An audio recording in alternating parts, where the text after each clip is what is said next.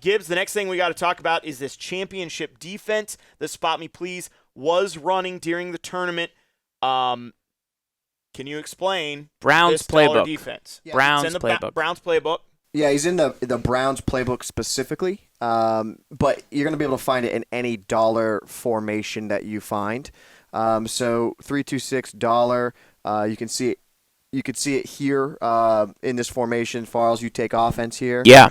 And not to like break down too much of what he was doing setup wise, because that's his, and we want to make sure we keep that for him.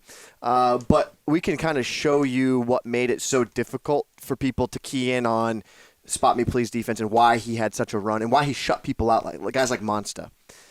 So what he was able to do from the dollar look was have a uniform look on both sides of the field, and he was able to generate pressure from the left slot here with Williams and the right slot with Bodie Calhoun. So you didn't know which one of those guys was ever coming to come after the quarterback. So at the snap of the ball here, you have to be ready. Okay, is it pressure left or is it pressure right? And you can see it would come scream through there, and then it would force you to roll out. You'd get into weird situations and then go. Yeah, and I like the fact too that he there was a lot of people trying to apply pressure on the right side because there were a lot of right-handed quarterbacks forcing. I can't tell you how many times I called the play as, whoever, Dak Prescott, Tom Brady, whoever, backpedaling, because that's what they were constantly doing is backpedaling to keep away from that pressure, which I was impressed. It didn't always come from that side, obviously, but how much of that strategy plays into it, Gibbs, trying to keep him from rolling to his more comfortable side of the field. I mean, it's super important. If you look here, you're going to see this left side. Like, I'm going to roll away here, and I'm just trying to get pressure, trying to get time. He's got spies. He's got kind of everything. And we did see some big plays, but the more you roll and the more you make them move, especially if you're playing a guy like D. Jones with Phillip Rivers, who's not known to do that, at Tom Brady, who's not known to do that. You don't. In salary cap, you'll see more mobile quarterbacks who have that high throw on the run rating.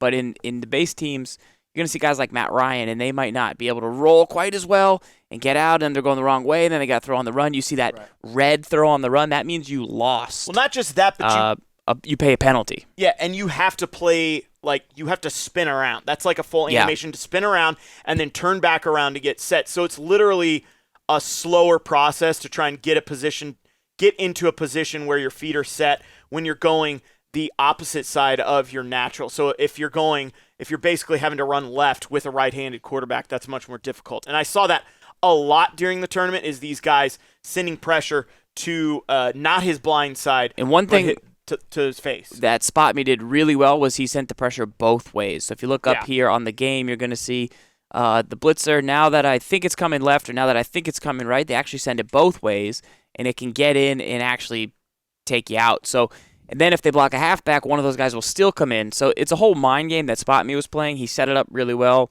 He took away what D. Jones wanted to do, and the pressure at the end of the day is what won him the championship. Yeah, and if you take a look at the way he played his last couple drives, you saw this look right here, which looks very uniform and similar to like a 3-4.